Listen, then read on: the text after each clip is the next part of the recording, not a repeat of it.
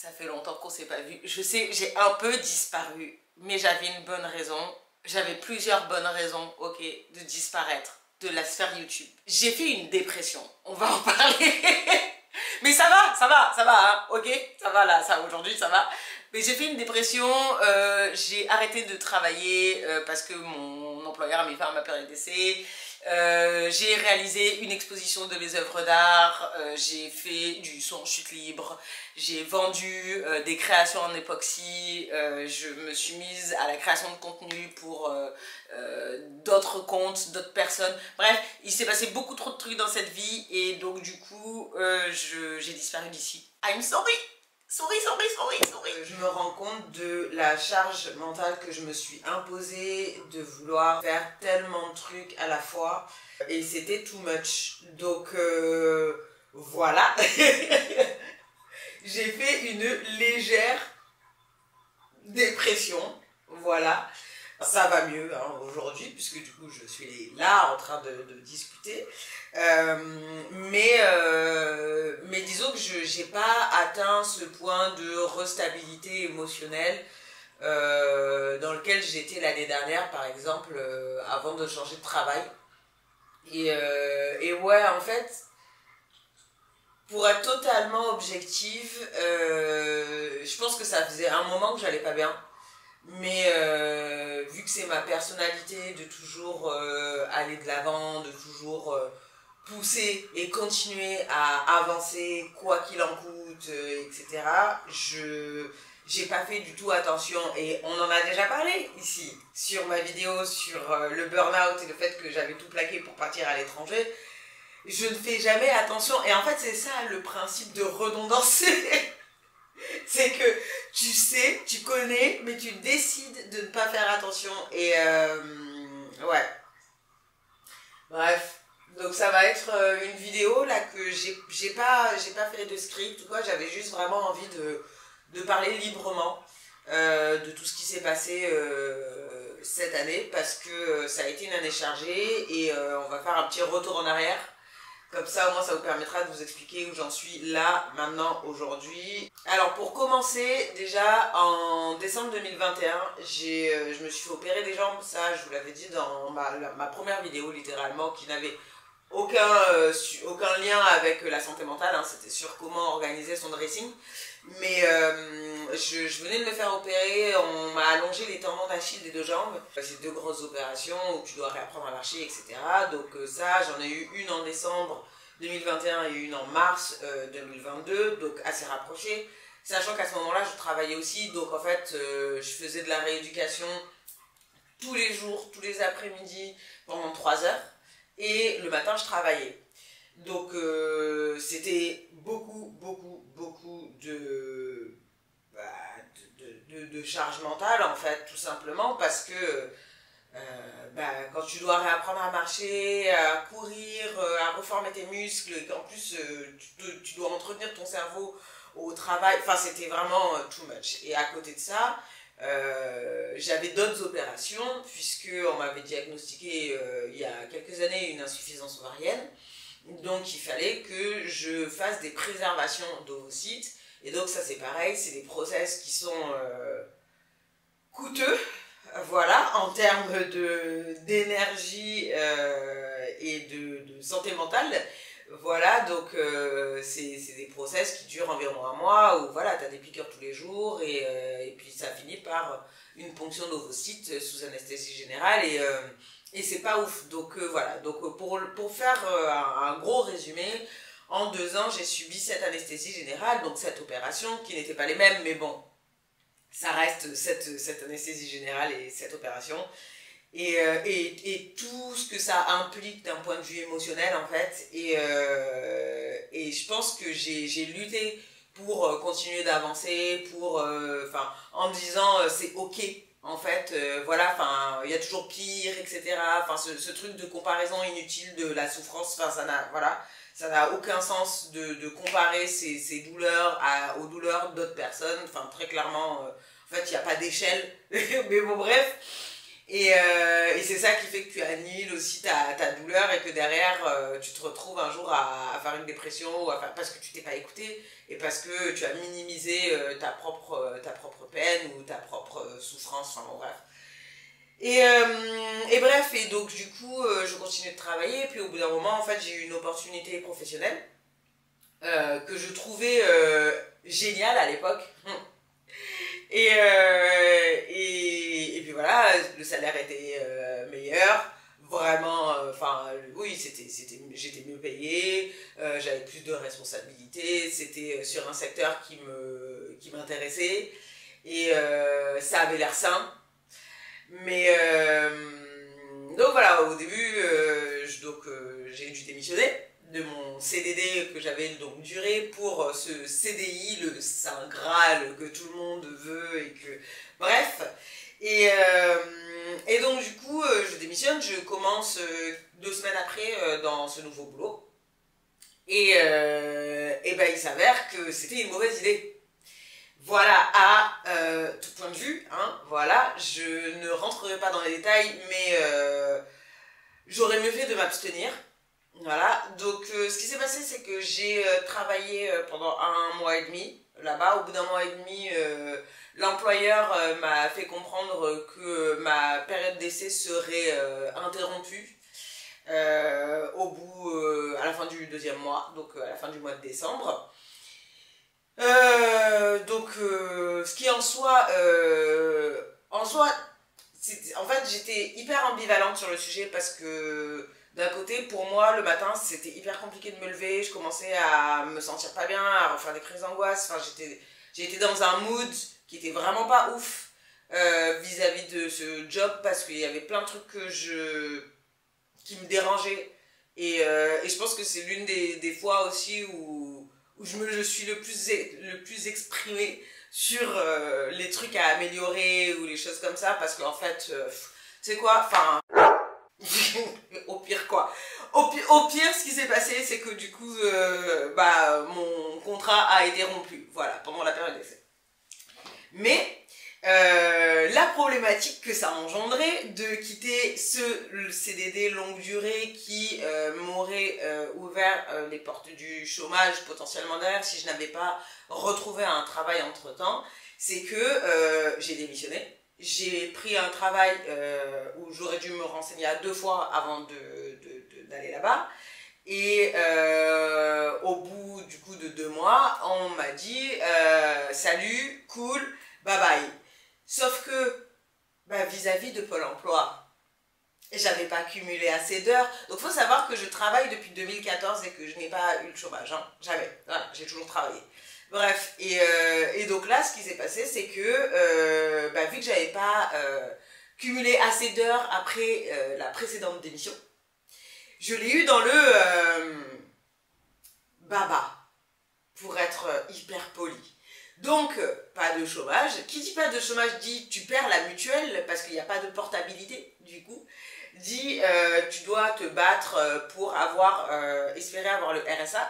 Ça a été une panacée. En fait, encore aujourd'hui où je fais cette vidéo au mois de septembre, je suis encore en train de me battre avec la CAF concernant les allocations parce qu'ils estiment que j'étais démissionnaire sur les fichiers de Pôle emploi. Bon, bref, je vous passe les détails.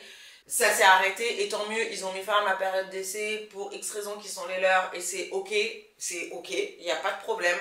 Je suis ok avec cette situation et plus que ravie, mais ça m'a permis de me remettre en question et de remettre en question ce que j'attends aussi du monde du travail et ce que j'attends de la vie de façon générale.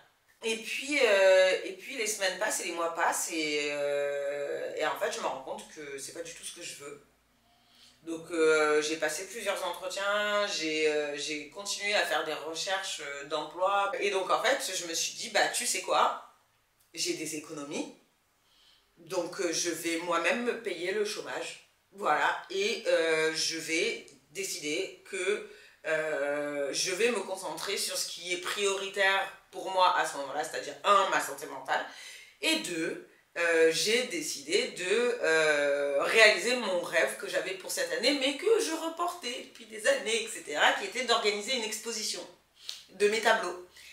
Donc en fait, tout s'est enchaîné hyper vite parce que quand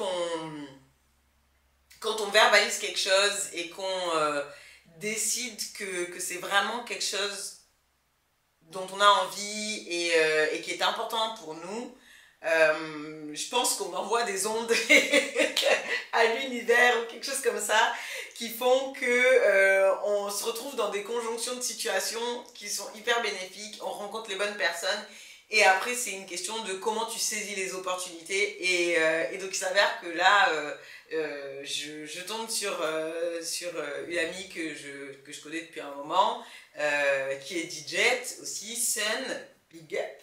Et du coup, on discute, on parle d'art, que voilà, là je travaille pas, que je cherche du taf, mais en même temps, bah, j'en profite pour me consacrer à la peinture et voilà, et que c'est cool et que j'aimerais trop faire une expo dans l'année. Enfin bref, on parle de ça parce qu'on s'est croisés dans la rue et ça s'arrête là. Et quelques semaines après, Sun m'écrit en me disant au fait, je suis amie avec la responsable du Poli, qui a un bar à Marseille, à côté du Vieux-Port, sur une place hyper fréquentée. Et elle serait super ok pour faire une expo de tes toiles. Je lui ai montré, machin, etc. Donc de là, je rencontre Nancy, coucou Nancy. Et donc là, on convient que je ferai une expo là. Dans 2 semaines. Je crois que c'était quelque chose comme ça, genre 10 jours. Et là, tout s'accélère parce que on était au mois de mai. Moi, j'avais pas prévu de faire une expo si tôt, très clairement. Hein. Je m'étais dit que éventuellement je ferais une expo dans l'année. Ok, c'était un objectif que je m'étais fixé. Mais, tu sais, si jamais ça devait être l'année d'après, voilà, la procrastination, tout ça, la peur de s'engager dans un truc et enfin voilà, la peur, voilà, tout simplement. Bref, mais sauf que là, avec une deadline de 10 à 15 jours, j'avais plus le choix, donc il fallait que je finisse tous mes tableaux, que j'en fasse d'autres pour avoir une collection complète et cohérente. Que je fasse toutes les finitions, que j'aille chez l'imprimeur pour imprimer des cartes de visite, des flyers, etc. Le book, il a fallu que du coup je signe des œuvres, que je fasse des certificats d'authenticité, enfin bon bref, tout ce process. Je pense que d'ailleurs j'en parlerai parce que c'était une expérience que j'ai vraiment trouvé géniale. Enfin si j'arrive à retrouver un rythme sur cette chaîne, enfin bon bref, ça viendra après. Et oui, et du coup, voilà, donc je fais cette expo, ça se passe hyper bien. En fait, j'en attendais pas autant pour ma première exposition, c'était juste extraordinaire. Vraiment, c'est pas juste pour dire, et c'est pas juste un sentiment, c'est que j'ai eu avec Sun, on a eu, puisqu'en fait c'était un mix vernissage avec un set DJ. En fait, il y avait vraiment une multitude de personnes différentes et d'horizons différents, de genres différents, d'orientations sexuelles différentes, d'origines différentes. Enfin bref, c'était un melting pot de personnes. Franchement, c'était extraordinaire. Et avec autant de bienveillance, de tolérance, enfin c'était chouette, c'était juste... tout le monde discutait les uns avec les autres, les gens dansaient en plein milieu de la place, enfin... Vraiment, j'ai juste surkiffé en fait ce moment, les gens étaient heureux aussi et on a eu des retours vraiment dingues. Donc quoi, voilà, ça avait fait du bien d'avoir cet espace et qu'il manquait plus d'événements comme ça dans la ville. Et là, tu te dis, waouh, genre, en fait, c'est pas juste tu exposes tes œuvres, c'est en fait, de toutes pièces, avec Sun, on a créé un truc où on a fait ressentir quelque chose aux gens. Et je sais pas, c'est hyper puissant. Enfin bon, voilà, bref, donc j'ai... Extraordinaire cette expérience. Derrière, j'en ai refait une deuxième. Et voilà, et en fait, je pense que vu que j'étais tout le temps dans l'action et en train de faire quelque chose, en train de prévoir quelque chose, puisque je me suis lancée dans l'époxy aussi, j'ai commencé à faire des marque-pages, des dessous de verre, etc., que j'ai vendus. Donc j'avais des commandes aussi, enfin bon, bref. Donc en fait, comme d'hab, en étant multipotentiel, j'étais sur tous les fronts. Et en même temps, et c'est ça ma grosse problématique de vie, je pense, c'est de ne pas me rendre compte qu'au bout d'un moment, je suis en train de me perdre. Et ce qui s'est passé, c'est que début juillet, en fait, je pense que juste mon cerveau m'a lâché en disant, en fait, meuf, ça fait 2 ans que tu tires sur la corde, t'as subi 7 opérations, t'as changé de boulot, t'as arrêté ton boulot, t'as lutté avec toutes les instances de l'État pour pouvoir avoir de quoi vivre et au final, tu te retrouves en galère alors que, voilà... parce qu'il y a cette charge aussi de l'argent, même si oui, j'ai mis de l'argent de côté, on en a parlé sur la chaîne avec tous les challenges d'économie, etc. Et j'ai fait en sorte d'avoir de l'argent de côté pour pallier au moment dur de ma vie. Voilà, here we go, c'est pour ça qu'il faut économiser. Mais c'est vrai que je pense que je m'étais pas rendu compte tant que j'étais dans l'action que j'allais pas bien. Et en fait, du moment où tout s'est arrêté, en fait, j'ai eu comme un sas de décompression où ça a fait vous. Et là, je suis redescendue et je me sentais pas bien. Et en fait, j'ai commencé à me taper des crises de larmes et à être vraiment, vraiment pas bien, dépressive, fort, à tel point qu'en fait, je suis allée voir mon médecin et je lui ai dit, là, je vais vraiment pas bien. Là, il faut que vous m'aidiez. Et je suis allée chercher de l'aide parce que ça allait mal, j'allais vraiment mal. Et du coup, voilà, on en arrive à aujourd'hui. Donc, on m'a proposé un traitement médicamenteux qui au début était trop fort, donc il a fallu le réajuster, m'en donner un autre, etc. Là, c'est bon. Le traitement est ok. Et donc, après, je vais avoir un suivi que j'avais arrêté aussi, un suivi... soit avec une psychologue ou psychanalyste, où j'ai pas encore décidé quel type d'approche j'ai envie d'avoir pour travailler mes problèmes de fond que je pourrais avoir, ou même les problèmes du quotidien en fait, parce que je pense que, enfin, bon, vous le savez, moi j'ai fait psycho, j'ai fait 5 ans d'études en psychologie, donc moi j'estime que n'importe qui et tout le monde devrait aller voir des psys, parce que c'est hyper important, on en a déjà parlé plusieurs fois. Moi, la santé mentale, c'est hyper important pour moi, même si les cordonniers sont les plus mal chaussés, je dis ça, mais je me laisse toujours avoir par qui je suis. Mais c'est ça le truc aussi, c'est d'évoluer et d'apprendre. Mais bref, tout ça pour dire que donc là, je vais commencer à chercher, c'est la rentrée. J'avais regardé au mois d'août, tout le monde est en vacances, donc je m'étais dit, écoute, déjà je m'adapte au traitement et puis ensuite on verra pour quelle approche je choisis, pourquoi pas un psychologue existentialiste, je sais pas, enfin bon, voilà.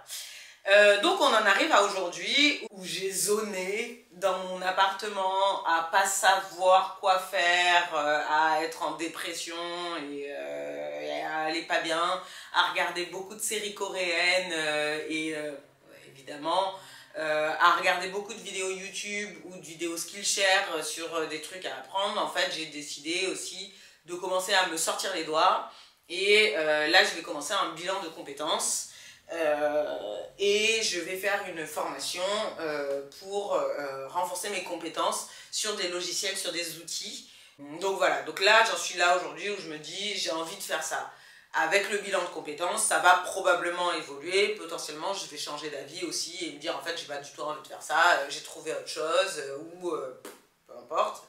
Je suis aussi dans ce stade de réflexion où est-ce que je préférerais être à mon compte, ce qui me semble être le plus sain pour moi au vu des dernières aventures, ou est-ce que je retente le monde de l'entreprise parce que, on va pas se mentir, bah, c'est la sécurité, voilà, t'as un salaire qui tombe tous les mois, après oui évidemment tu dois jouer avec la façon de faire et avec les humeurs de tes boss ou avec l'ego de, bon voilà, je sais pas, en fait, et c'est aussi ça que j'attends du bilan de compétences, c'est me dire, c'est m'aider à réfléchir, parce que c'est pas le bilan de compétences qui va me dire quoi faire, mais c'est m'aider à réfléchir sur ce que j'attends du monde professionnel en fonction de qui je suis et en fonction du set de compétences que j'ai déjà, qu'est-ce qui serait le mieux pour moi et de m'aider à trancher en fait, d'arrêter d'être attentiste et d'être juste là à me dire bon bah voilà, j'ai un boulot qui va me tomber dans les mains, comme ça a été principalement le cas dans ma vie où les boulots me sont arrivés, on est venu me chercher ou peu importe. Et donc j'ai jamais réellement été dans une démarche proactive de me dire ok j'ai envie de faire ça et j'ai envie d'être dans telle entreprise, j'ai envie de faire tel métier. Et en fait, étant donné que j'ai travaillé dans tellement de secteurs en fait et dans tellement de postes différents, aujourd'hui je ne serais même pas en capacité de dire je suis spécialisée dans ça. En fait, je suis quelqu'un d'hyper généraliste dans ma pratique du monde du travail. C'est-à-dire que je peux tout faire, littéralement. J'ai cette capacité de suradaptation qui est liée à ma multipotentialité, donc ça c'est hyper cool. Mais en même temps, j'ai ce truc où je ne sais pas choisir. Et donc, généralement, quand quelque chose vient à moi, je suis dans l'acceptation de cette opportunité. Je sais saisir toutes les opportunités du monde, mais par contre, je ne sais pas m'engager dans un processus de réflexion et de choix, en fait.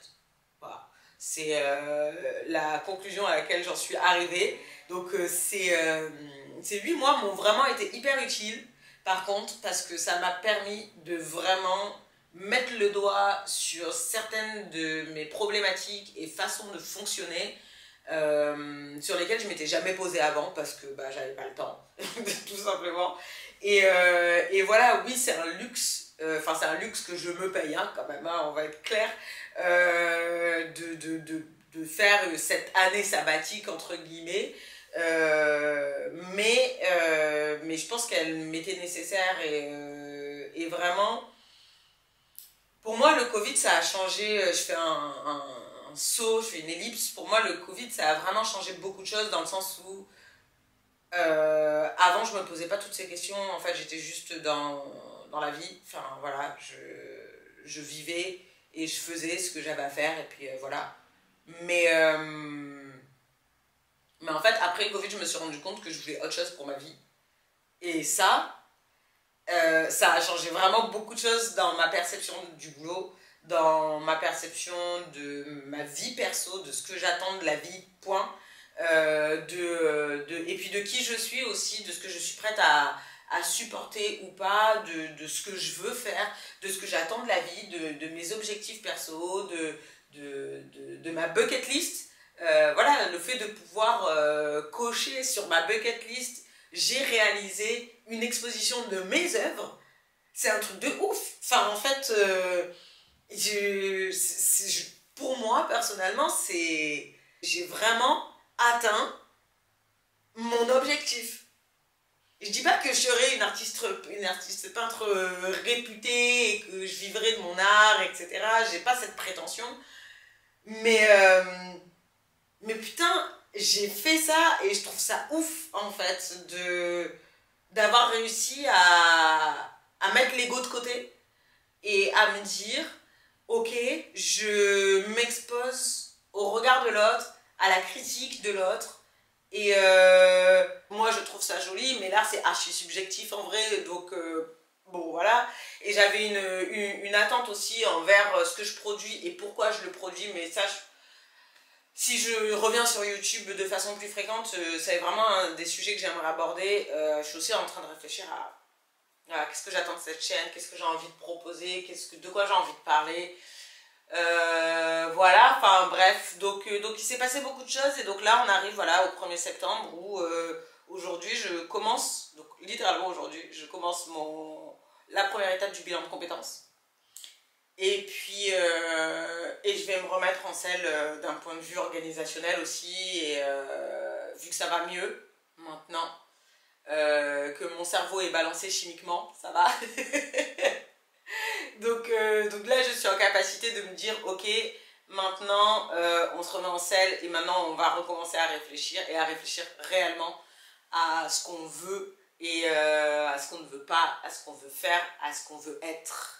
Et à ce qu'on veut avoir et voilà donc voilà pourquoi j'ai disparu et c'est des fois important de prendre le temps d'accepter en fait l'état mental dans lequel on est et de ne pas se surcharger avec des choses qu'on ne peut pas gérer parce que c'est trop compliqué, parce qu'on n'y arrive pas, parce qu'on n'a pas la motivation, parce qu'on n'a pas la créativité, parce que c'est trop dur.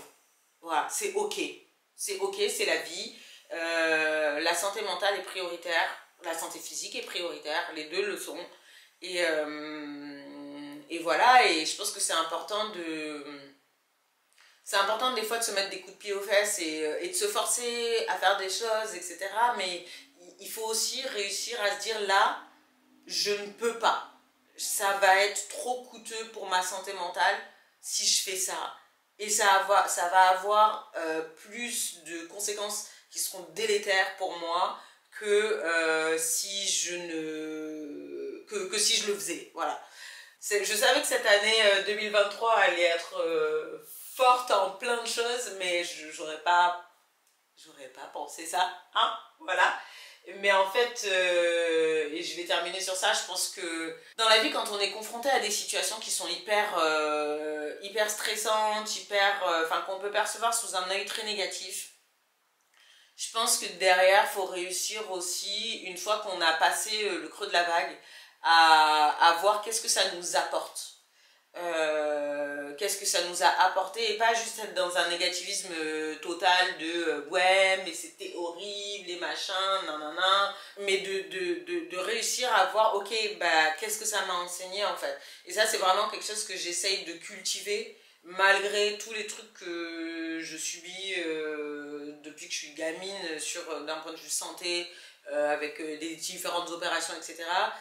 C'est ok, ou des pertes de gens proches, ou des dépressions, des burn-out, enfin bon bref, la vie quoi, se dire ok, bah, qu'est-ce que ça m'enseigne sur moi en fait, comment j'ai résisté à ça, qu'est-ce que j'ai appris sur ma capacité à gérer ou pas, à se remettre en question, à continuer d'évoluer et à faire évoluer ses attentes, à faire évoluer ce qu'on veut, etc. Et à continuer d'avancer, même si des fois c'est dur, même si des fois tu te dis que tu n'y arriveras pas, bah en fait si tu continues et tu demandes de l'aide en fait. Voilà. Donc voilà, mon message pour toi, pour vous aujourd'hui, c'est même si c'est dur, prends un moment de réflexion, un moment pour toi qui peut durer un mois, une semaine, 6 mois, un an, peu importe. Mais prends ce temps et pose-toi la question de qu'est-ce que ça va t'apporter de positif cette situation. Voilà, bon, bah sur ce, je vais me préparer pour mon bilan de compétences. Et je te remercie d'avoir suivi cette vidéo qui était un peu longue et décousue parce que j'avais vraiment envie de parler à cœur ouvert. Mais voilà, j'espère te voir bientôt. Je te fais de très gros bisous et je te souhaite une bonne journée. À bientôt. Oh! Toujours je me mets dans des positions qui n'ont aucun sens pour mes articulations, ça n'a aucun sens.